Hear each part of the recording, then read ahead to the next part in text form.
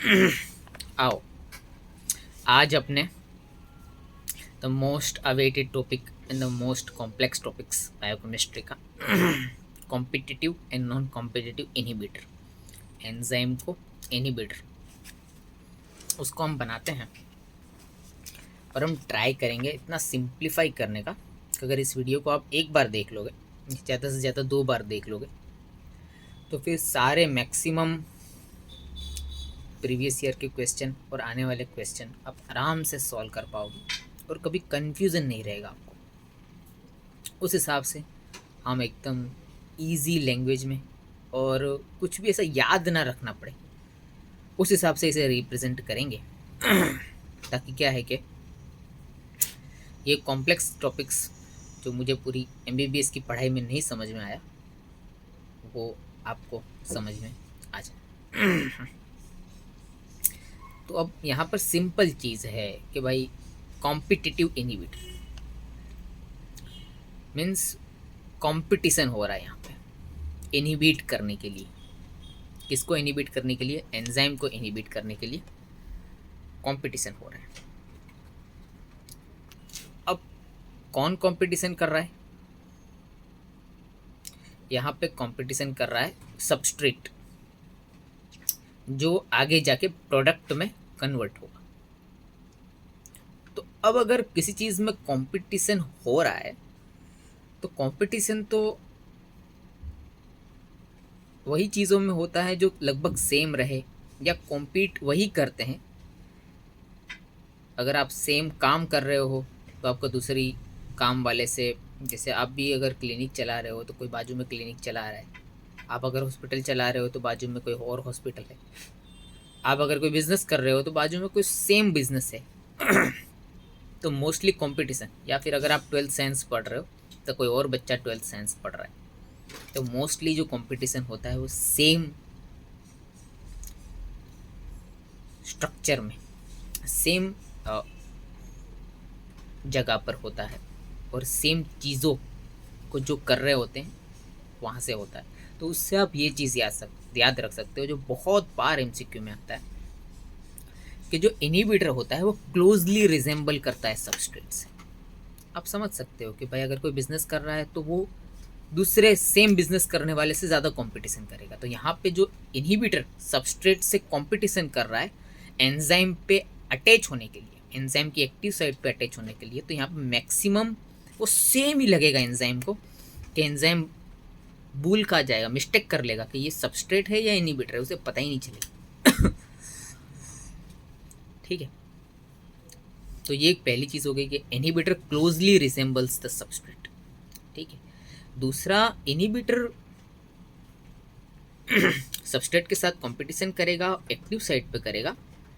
अब आपका यहाँ भी ये भी एक क्वेश्चन है कॉन्सेप्ट के लिए बनने के लिए कि भाई एक्टिव साइट पे ही क्यों एक्टिव बाइंड करेगा, क्यों कोई अदर साइट पे बाइंड नहीं करेगा? देखिए, एक्टिव साइट पे इसलिए बाइंड करेगा कि एक्टिव साइट जो होती है एक स्पेशल स्ट्रक्चर होता है एक्टिव साइट पे, और उस पर जोड़ने के लिए सबस्ट्रेट का भी एक स्पेशल स्ट्रक्चर होता है। जैसे ताला चाबी होता है, तो ताले में वही चाबी जाती है। एक और मॉडल है, कभी हम डिस्कस करेंगे। तो वैसे ही जो एक्टिव साइट है एकदम स्पेशल है, वहीं पे सबस्ट्रेट अटैच करेगा, लेकिन इनहिबिटर क्या होगा, एग्जैक्टली उसका रिजेंबलेंस होगा, वही से ही लग रहा होगा, इसके लिए वो भी वहीं आके बाइंड कर लेगा।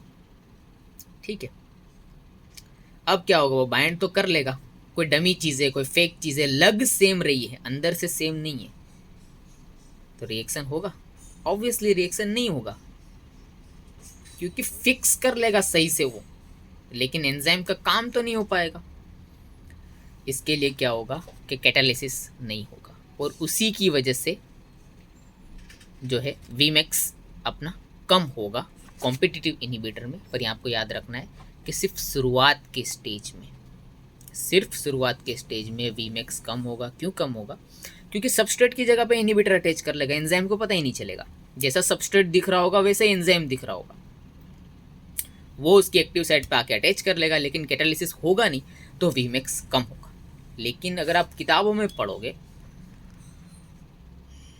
कोई भी बुक से पढ़ोगे वहाँ पे तो यही लिखा है भाई कि वी मैक्स सेम रहेगा।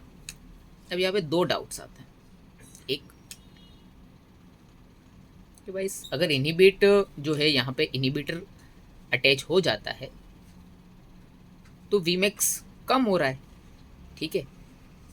तो यहाँ पे दो डाउट्स ये आते हैं कि अगर यहाँ पे वी मैक्स कम हो रहा है तो फिर सब जगह पे वी मैक्स सेम क्यों लिखा हुआ है, सेम क्यों लिखा हुआ है। एक तो ये डाउट। दूसरा डाउट ये कि अब अगर हम कर ही रहे हैं एंजाइम को इनहिबिट, हमारा काम ही है एंजाइम को इनहिबिट करने का, तो फिर भाई तू क्यों क्यों किताबों में लिखा हुआ है कि V max is the same, क्यों कम नहीं हो रहा? ठीक है, उसे तो कम हो जाना चाहिए ना। ठीक है, तो ये दोनों का आंसर देते हैं कि उसमें क्या होगा भाई कि अब एंजाइम को तो पता नहीं है कि इनहिबिटर कोई डमी आके उसने ज्वाइंट कर लिया है, तो जो ओरिजिनल चीज़ होगी उसका बॉडी क्या करेगी, उसका कंसंट्रेशन बॉडी में बढ़ा देगी। तो इतना बढ़ जाएगा, इतना बढ़ जाएगा, जैसे अगर 100 सबस्ट्रेट है तो 10 इनहिबिटर रहेंगे या 5 इनहिबिटर रहेंगे, तो वो बड़ी मुश्किल से जुड़ेंगे एंजाइम को या जुड़ ही नहीं पाएंगे। तो बाद में क्या होगा, बॉडी का मैकेनिज्म की वजह से केएम बढ़ जाएगा, सबस्ट्रेट बढ़ जाएगा, और सबस्ट्रेट बढ़ने की वजह से एंजाइम जो इनहिबिटर होगा वो एंजाइम पे बहुत कम अटैच कर पाएगा। इसके लिए जो वीमैक्स होगा वो वापस चलने लगेगा। तो हम यूँ बोल सकते हो इसे आसान लैंग्वेज में समझने के लिए कि जब शुरुआत में इनहिबिटर अटैच कर लेगा तो डमी होगा, सबस्ट्रेट नहीं होगा, तो एंजाइम कैटालिसिस नहीं कर पाएगा, इसके लिए वीमैक्स कम होगा। लेकिन लास्ट में जब सबस्ट्रेट बढ़ जाएगा तो सबस्ट्रेट खुद ही इतना बढ़ जाएगा कि वो खुद ही अटैच कर लेगा, ठीक है, तो वापस वीमैक्स होने लगेगा। इसका मतलब ये आप ये कह सकते हो कि हम सबस्ट्रेट को कंसंट्रेशन बढ़ा के वीमैक्स को रिवर्स कर सकते हैं, वही स्पीड पे ला सकते हैं। तो ये बात लिखी हुई है बुक्स में कि वीमैक्स रिमेन्स अनचेंज्ड, लास्ट में जो है वीमैक्स लेवल हो जाएगा। ठीक है। अब दूसरी चीज़ यहाँ पे जो समझ में नहीं आती, बस लिखा हुआ होता है यार कॉम्पिटिटिव इनहिबिशन में केएम वैल्यू इंक्रीज्ड। पब्लिक बच्चे रट रट के थक जाते हैं, KM value increased, KM value increased decreased, और फिर एग्जाम में भूल जाते हैं। यहाँ पे हम कॉन्सेप्ट से याद रखने की कोशिश करते हैं कि भाई केएम वैल्यू क्यों इंक्रीज्ड। देखिए एक वीडियो मैंने बनाया था केएम का, अभी डिटेल में एक वीडियो बाकी है उसका, लेकिन एक चीज़ उसमें बनाई थी उतना ही मैं रिपीट करता हूँ कि केएम क्या एक कांस्टेंट है और एक सिग्नेचर है, एंजाइम का सिग्नेचर है वो, ठीक है। तो हर एंजाइम के लिए अलग भी होगा और हर एंजाइम के लिए सेम भी होगा। हर एंजाइम के लिए अलग इसलिए होगा कि हर दूसरे एंजाइम के लिए अलग होगा, और हर एंजाइम के लिए सेम ये इसलिए होगा कि कहीं भी एंजाइम जाएगा वो वैसे ही रिएक्ट करेगा, ठीक है। इतना हमने किया था। अब यहाँ पर हम कंसेप्ट केएम का कोई और डेफिनेशन लेते हैं ताकि हम यहाँ की चीज़ को समझ पाएँ। अब जब भी आप केएम को ग्राफिकल रिप्रेजेंटेशन में देखोगे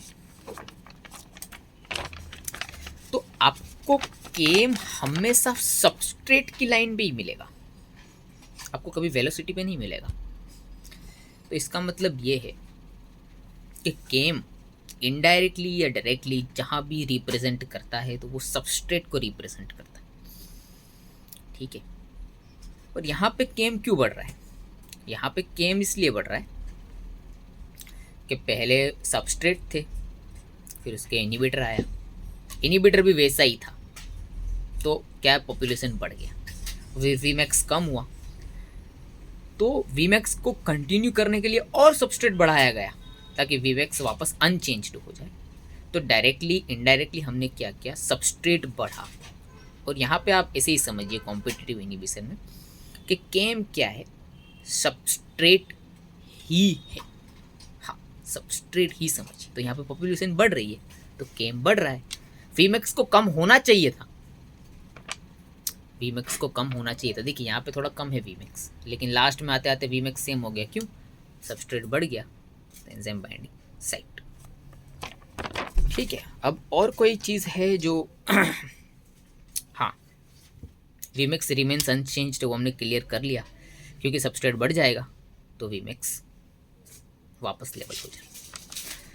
ये भी हमने क्लियर कर लिया कि भाई एंजाइम इनहिबिटर है तो वीमेक्स क्यों कम नहीं हो रहा है, बिकॉज सबस्ट्रेट बढ़ रहा है, स्पीड बढ़ रही है, अरे प्रोडक्ट सबस्ट्रेट बढ़ रहा है तो लास्ट में तो प्रोसेस हो ही जाएगा और प्रोडक्ट बन ही जाएगा। ठीक है, और क्या है, why competitive inhibitor binds to the ES complex, unable to bind to the ES complex. ठीक है, अब ये डाउट क्लियर कर लेते हैं कि एंजाइम में बुक्स में लिखा ही होगा कि भाई competitive inhibitor only binds to the enzyme, it does not bind to the ES। मतलब अगर एक बार एंजाइम और सबस्ट्रेट का रिएक्शन स्टार्ट हो गया तो फिर इनहिबिट बाइंड ही नहीं कर सकता। अब उसका भी आंसर अब कॉन्सेप्ट से ही लेते हैं। तो भाई देखो, एक ही चीज़ याद रखो कि सेम है दोनों का स्ट्रक्चर, एंजाइम और इनहिबिटर का। अब ऑलरेडी अगर सबस्ट्रेट यहाँ पे बाइंड कर गया है, ES बन गया है, तो EI कहाँ से बनेगा भाई, वही जगह पे तो अटैच करना है ना उसको। अब EI बनेगा कैसे, एक्टिव साइट पे ही जाना है, वहीं पे जाके उसको अटैच करना है। एक अगर 12th साइंस के बच्चे ने अगर मेडिकल कॉलेज में एडमिशन ले लिया तो अब तुमको एडमिशन कहाँ से मिलेगा, एक ही सीट थी और भर गई, वो वैसा ही है। ठीक है, कैसे सबस्ट्रेट ने एंजाइम पे अटैच कर लिया तो अब तो जगह ही नहीं है, अब तो बाहर जब एंजाइम रहे तब क्या है कि हम उसको इनहिबिट कर सकते हैं, लेकिन अब ऑलरेडी बन गया, अब इनहिबिट होने का कोई चांस ही नहीं है। ठीक है, तो इसके लिए कि जो भाई इसका स्ट्रक्चर सेम है, दो रीज़न की वजह से वो ES पे अटैच नहीं कर पाएगा, सबस्ट्रेट सेम है इनहिबिटर सबस्ट्रेट के जैसा ही, और दूसरा एक्टिव साइट पे ही बाइंड करता है। अब active site is not free, कहाँ से आप अटैच करोगे। ठीक है, तो अब हम कॉम्पिटिटिव ग्राफ भी देख लेते हैं।